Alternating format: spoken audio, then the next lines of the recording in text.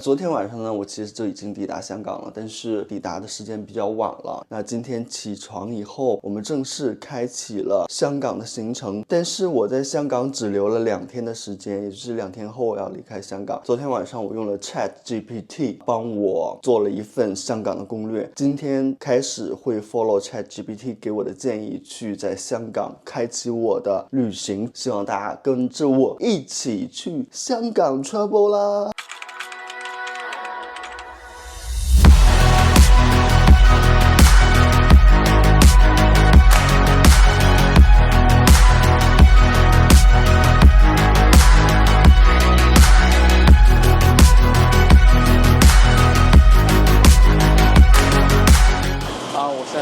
蓝方园，这个是 ChatGPT 推荐的一家店。现在很多游客来这里吃东西，然后我就点一杯奶茶和猪扒包就 OK 了。那里边人真的很多，所以我不进去吃东西了，我把东西带走，坐在路边吃。这个猪扒包是这样子的，其实就是汉堡夹的一层肉，然后里边还有西红柿，可以尝一下。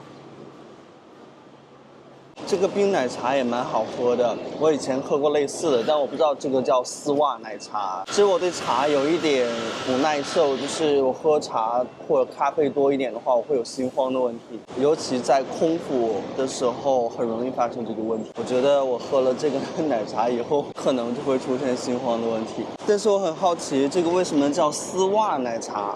我查一下为什么。丝袜奶茶它的名字的由来哦，我知道了。ChatGPT 刚刚告诉我说，它的制作过程在过滤的时候的所用的工具是那种很细密的网纱，所以像丝袜一样那样细腻的感觉，所以叫丝袜奶茶。明白了，我原本以为它是用丝袜过滤的。不得不说，香港的天气真的很热，我现在在外面。觉得要死掉了，然后喝了这杯冰的奶茶，觉得很解暑。OK， 蓝方园我们来过了，我们去下一站。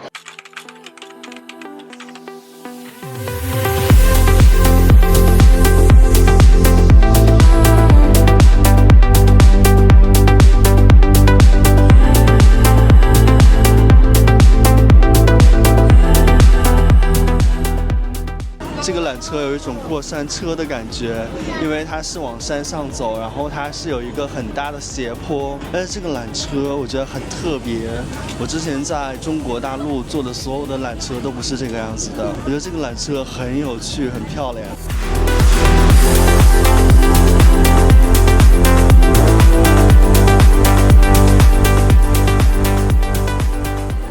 OK， 太平山顶我们已经打卡过了，嗨，拜拜。我终于找到了一家餐厅，然后坐下来享受这里的美食。我走了1天了，我的腿都快断了。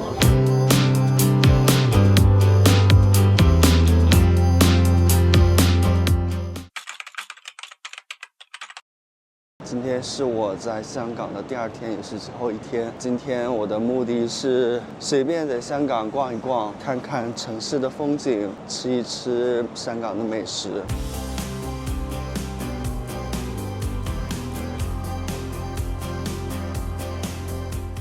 我现在来到一个香港特别危险的地方，这个地方据说是香港的禁区——重庆大厦。这里边发生过很多命案，我在网上查攻略说，不建议大家进来这里边，这里边很危险。但是我看，依旧有很多人在来来往往的进出，我就看一看我进去会发生什么危险的。这两边有很多换汇的地方，这里边应该是印度人的区域。好多印度人开的店，然后有一些印度的食物在里边，有点像 MBK 里边的样子。没有什么，这里边的人很多，也没有觉得很危险，好像没什么问题。但是我还是不建议女生一个人来这里。OK， 打卡完成。本来想坐一下这个摩天轮，但是我看到它这里边写着等候时间90分钟。算了，拜拜。我真的没有办法为了这个摩天轮等90分钟。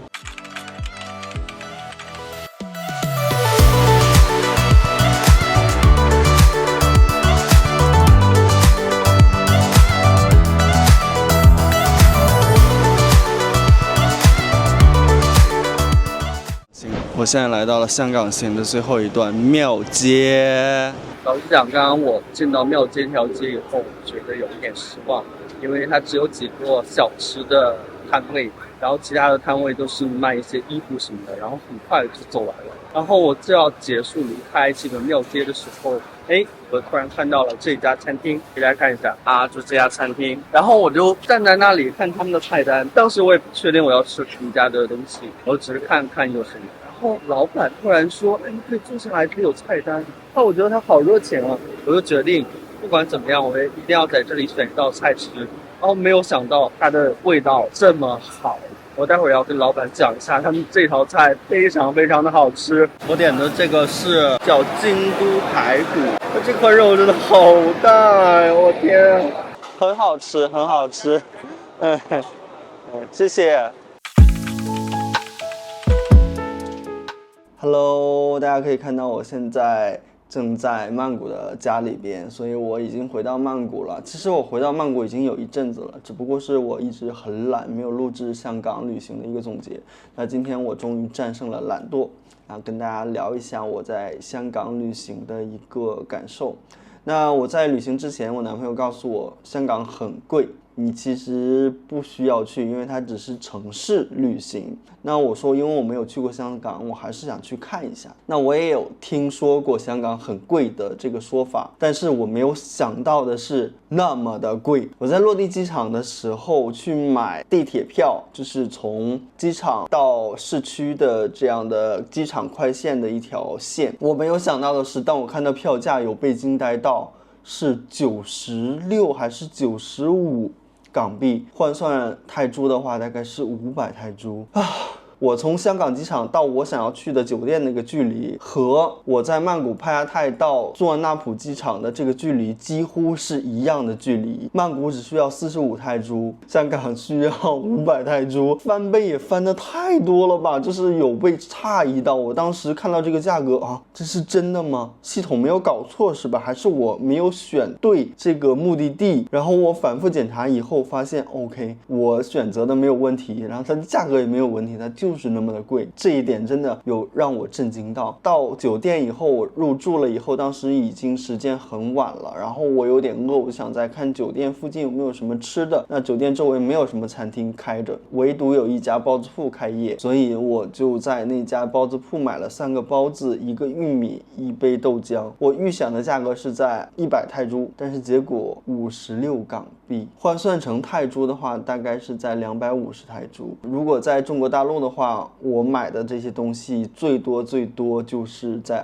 20块钱人民币，也就是100泰铢，而且是在上海或北京这样的一线城市的价格。所以这是我第2次被香港的物价震惊到。然后我在逛街去游览香港的商场的时候，依然有被震惊到。我去他们商场里边的万宁，类似于 Watsons， 它里边的男士的很基本款的欧莱雅的洁面乳，在泰国大概是在200泰铢左右吧。香港同款的洗面奶，那可能需要300泰铢左右，但是我具体的价格不记得了，可能就是在那个区间。所以我是觉得啊，为什么这款洗面奶难道不是全球统一价吗？其实我原本计划在香港买一些东西的，因为我在很多年前就听说香港购物会便宜一些，我现在发现不是便宜了一些，是贵了一些。可能过去几年是那个样子吧，现在已经不是了。所以我没有在香港买任何东西，同时我也去逛了一些其他的服装店铺。那有一家店铺是做鸭舌帽的，然后那个品牌我不记得名字，但是我认的那个品牌的 logo， 无论我在中国还是在泰国都有见到那个品牌。看了以后有被惊呆到，那款帽子要1万泰铢。我对那个品牌的印象是他们家的帽子大概是在3000泰铢到5000泰铢这样的价位，我没有想到那款帽子要1万泰铢，有被惊呆到啊！所以我现在个人觉得，就是香港不是一个性价比很高的购物的环境，但如果你喜欢在城市里打卡，那我觉得香港还是一个不错的选择的。那这是我对香港的这样的一个最浅薄的感官。那如果大家有不同意见，可以在我的评论区下面跟我一起讨论。我不知道我看到这个现象是不是属实，因为我待的时间确实也很短，只有2天的时间，这就是我的一个感受。那这一期节目就这样了，谢谢大家观看，卡pun卡，萨瓦迪卡。